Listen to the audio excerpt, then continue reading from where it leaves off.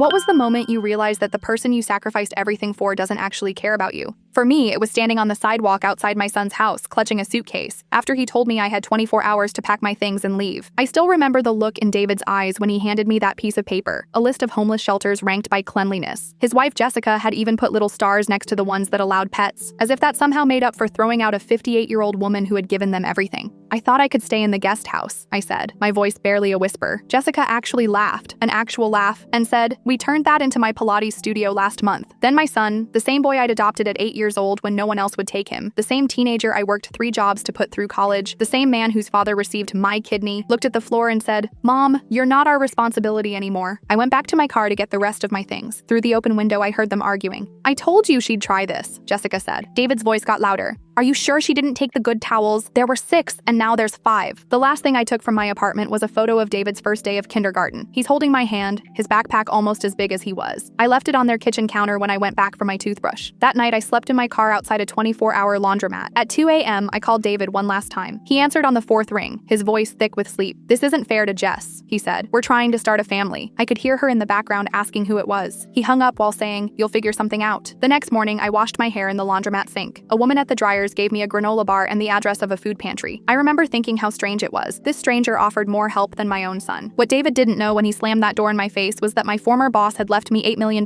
in his will. The letter had arrived that very morning. $8 million.